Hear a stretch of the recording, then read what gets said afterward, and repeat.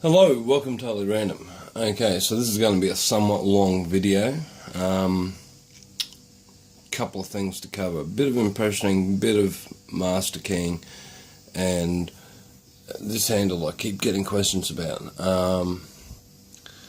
Really, long story short is I want an impressioning handle. I've been watching shows twice, and I saw he used something very similar, with the exception he used two smaller Allen key heads on one side. I haven't seen the tool in person, so derived from what I could see on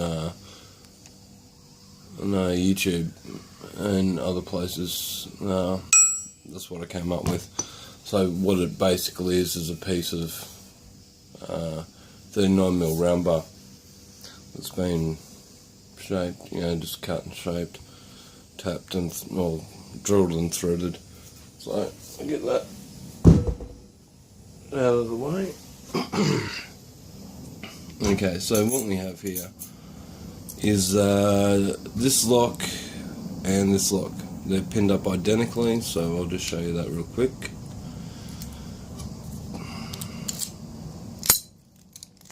That opens, and in a moment I'm going to cut another key for this.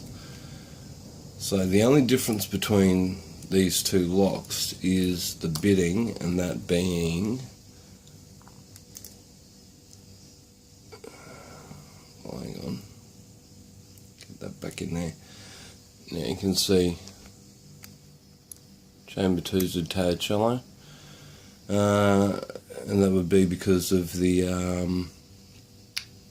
master wafer, which is going to reside in chamber 2. Hang on, I'll turn this other light source off.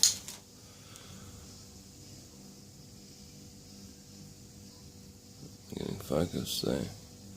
Sorry guys, I got a cold and the camera's on a funny angle, so it's hard to see, and every time it blurs out I can't catch it with my eye. So what are we going to do? I'm going to prepare a key for cutting and cut that key and come back. So I'm going to pause it for the moment because I'm sure you don't need to see a key cut, but we'll see some bits and pieces of it. Okay, yeah, I'll be back in a moment. Hello, welcome back. So, okay, I've trying to keep this from dropping it. I've pinned this guy up. The master wafer's hiding in the top there, so yeah. Can obviously use this key to prove the point.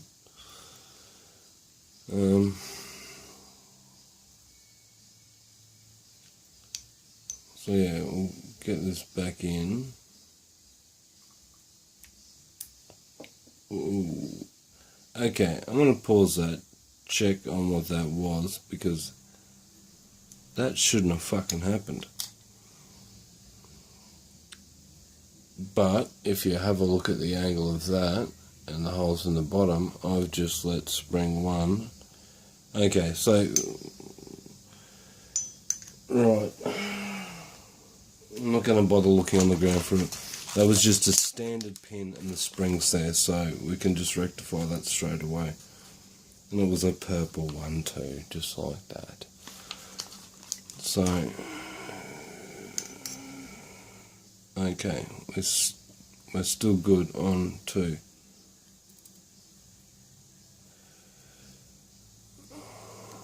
So yeah, watch me make mistakes, that way you don't have to.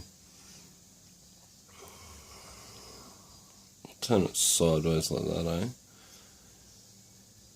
That way nothing will come flying out. But then, there's a problem. If you put that in top ways, everything's going to fly in that gap. So, you really want to line things up this way. And use some pressure with your fingers on the back there. Now, I've just fucked up. because I let the key slip out, so that would have let that pin ride high. And the fact that all the pins went in is a good sign. So we have an operational lock.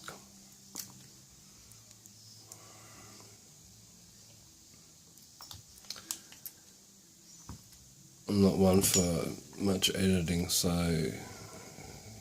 yeah, I can either pause it and come back and do that away. And where did my screwdriver go? It's right fucking there.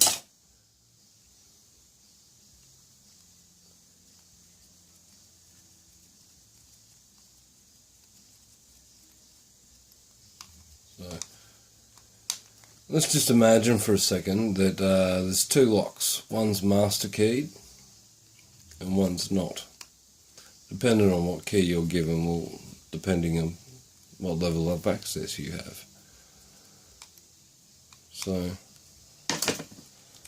our mate here works. We know there's only one master wafer, and that's in number 2. You didn't see it, but I popped it in the top of the Bible.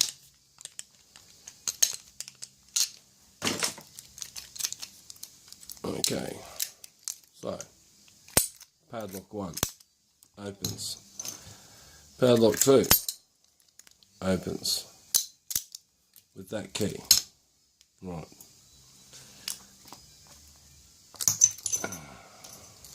That we can agree upon.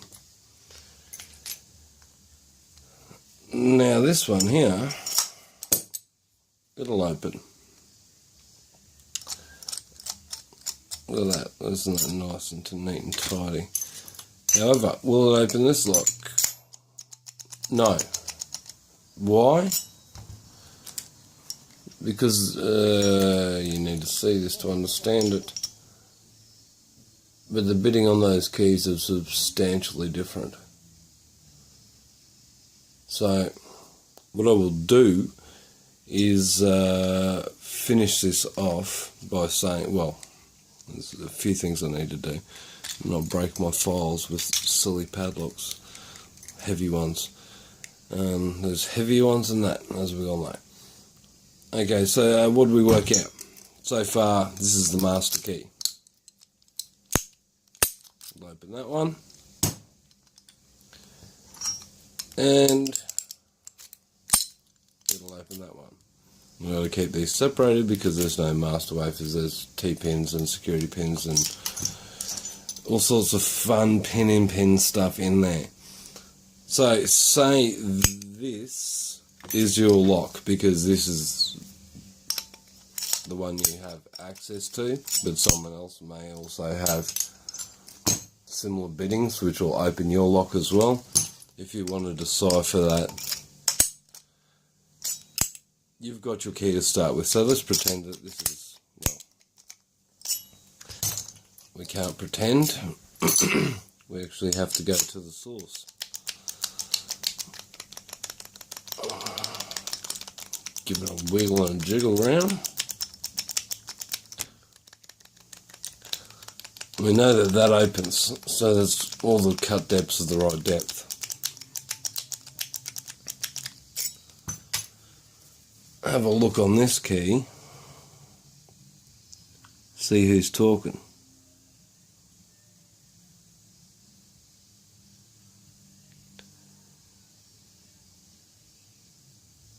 So we can see a mark on 2, and let's not pretend that we don't know it's not 2. So we'll quickly make this lock not work, then work again. So now this guy, okay, I didn't go deep enough.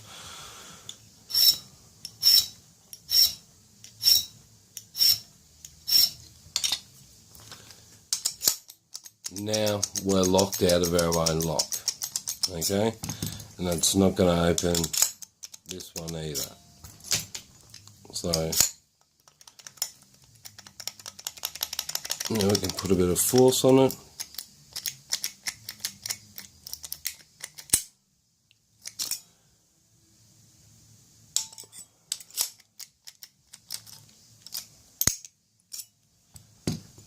Will it open this lock though? No. So we still haven't reached the correct bitting. It's still, well, look at that. We're probably somewhere really close and in between, because it's opening at one point and then it's not. So I'll give it a good jiggle around, which is rather difficult because it's in the unlocked state. So you really need to be at the lock that you're trying to open, trying to work out which pin or which pins or chambers are cut different to the bitting that you have. So there is an element of seriousness here, because well,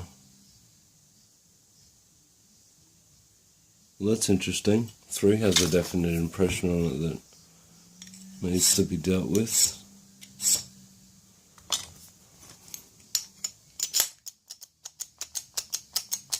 Now we're not getting an open. Okay, so we're still getting an open. We're not getting an open over here.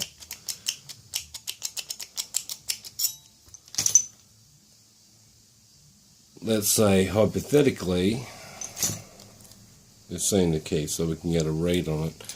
We know that 2 and 3 are almost identical cuts. So bearing that in mind, we're still getting, we've got a semi-operational key. Like I said, you need to be using the lock you're trying to impression.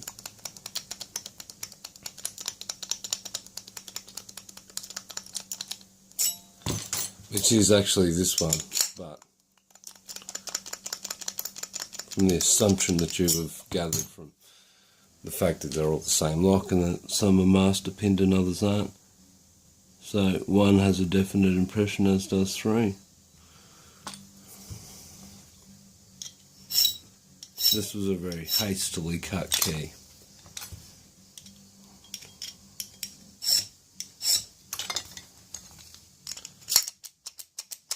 So now we're not getting any open. Oh, still are. The thing about these master wavers, they can flip around inside the lock. Until this key and this impressioning handle opens this lock, we're nowhere near it.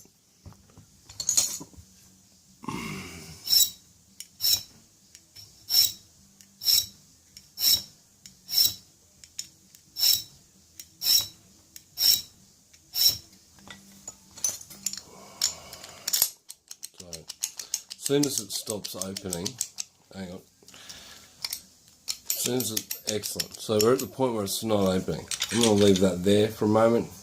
Photoshop people, keep an eye on it, make sure nothing sus happens. I'll be back in a moment. Yep, back. Well, I screwed that up because I picked this up unconsciously. Okay, but nonetheless, this is an opening that. It's not opening that. So now we can get some decent leverage on it. I should just take more material off, but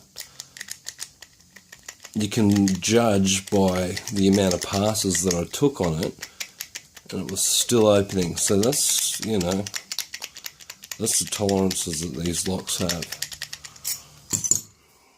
The renowned as being great, but you saw me take how many passes and I was still miles off. Ironically, 3 keeps showing something like, but I'm not taking material off because it was opening the lock. Ah, there's my mark for 2. You can see it slightly offset, which means I take longer, deeper passes every time to move that area open. And remember, this key is not, it's not opening this lock. That's our master key lock. I felt for the lamp just then. A lot of counter rotation. It's not our master. This is the mastered one in my hand.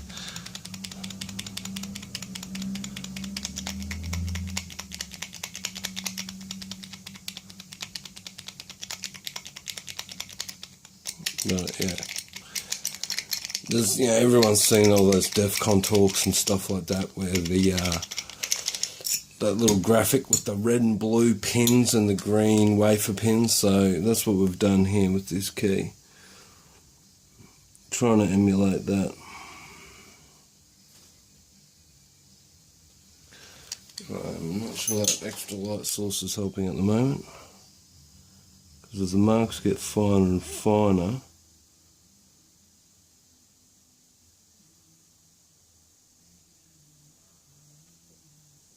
okay, let's see here. I don't know how much this has been in shot, whether it's just me talking to myself. There's a really quite pronounced ridge right here. Okay, so I'm just going to knock that off.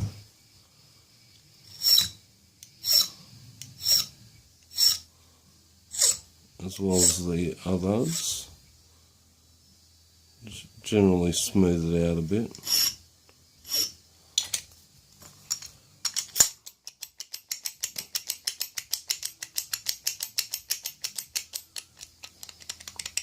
And I've missed my words here, but if you understand what I'm talking about,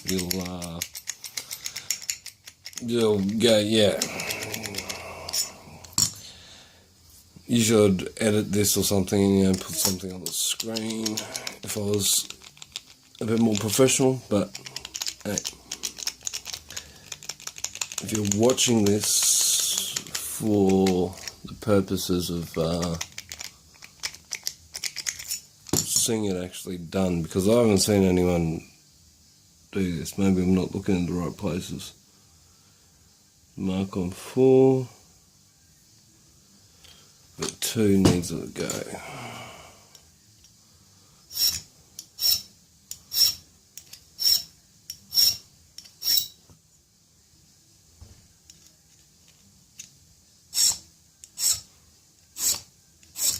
Three and 4 we're talking a little bit for some reason. Click. Aha. Now, this is the point, okay, it's been 17 minutes or 18 now, but that opens that. So we can safely assume if this was the master key lock and we only had, well, that key opens both of them as well. But, so, you would think 2 different keys wouldn't unlock the same lock, but they do.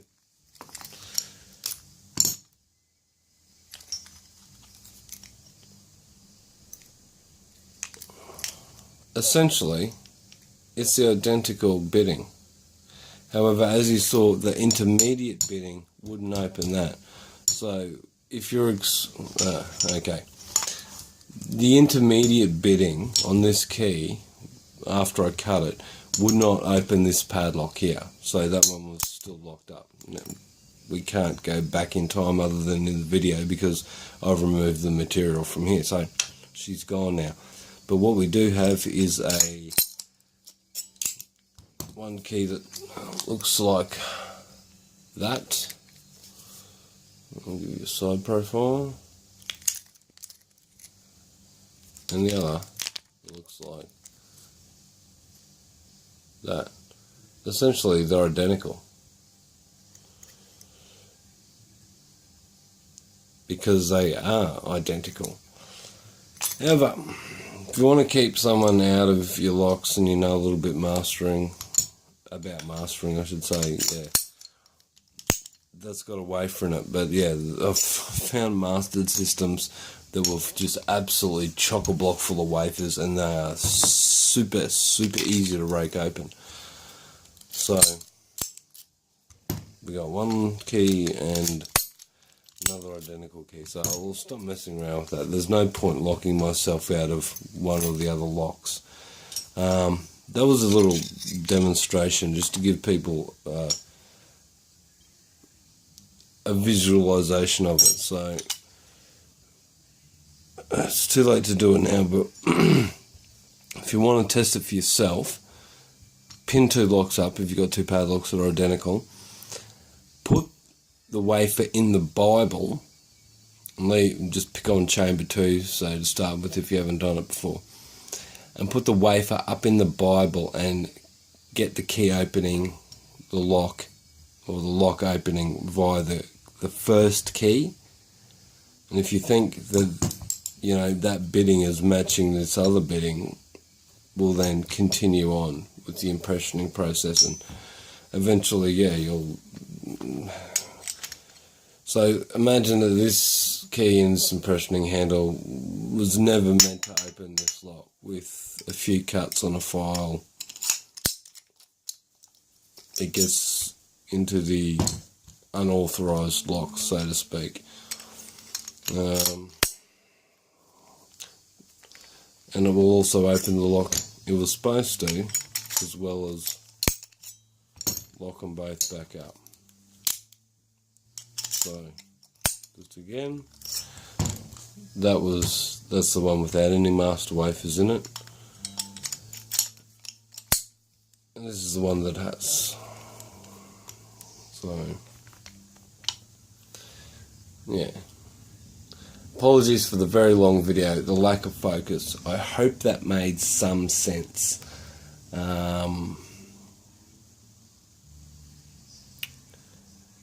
As far as the impressioning handle goes, quite easy to make yourself. Yeah, all I used was, and that has disappeared. There it is. Just used a hacksaw and a file. They're about all the tools you need. And maybe, you know, some calipers and something to mark it up with and draw on it. Take some measurements. So I've rambled on for long enough. I kind of wish I hadn't cut that extra cut, but anyway, I had detail to prove a point. And that is, yeah, there's a talk online somewhere, you can find it if you look for it. These are your keys, these are my keys, or words to that effect, about mastering systems. Bob Jane and Alice, or whatever. Bob Allison, Charlie the janitor. So that's that in action, essentially. I mean, you could have a bunch of locks with different keys, you know, if you had some sort of estate or gates or whatever that you want to keep people in and out of, or not keep people in, obviously, because you'd be a jail warden then, or a police officer. However, you get what I'm saying about this is your key, and this is your key, and this is your key, and so and so for different individuals. But at the end of the day, whoever holds that master key can get through all the locks, should they have to, in the case of a fire or an emergency or some other reasons. We all know that that can be used surreptitiously for nefarious means. However, that's not what this demonstration is about. If you go and break the law, you're a fucking idiot, and you'll be dealt with appropriately by those who like to deal with nefarious characters. So that's just a little bit about that. I don't know. Last thing to say is, when you are playing impressioning, go easy, because that's what I did to one key. Absolutely bent the fuck out of it and snapped the other one. So I decided I'd shortcut it and just do it that way, because I was in a bit of a bad mood actually, and in a hurry at the same time, so I was probably a bit rough with the lock. Yeah, that's it. I don't think I'm going to say anymore, but if you've got any comments or anything to say, chuck it in the comments.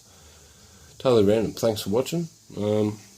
Keep it legal, happy picking or impressioning or whatever the hell you're doing with locks. Keep it legal. Again, have fun.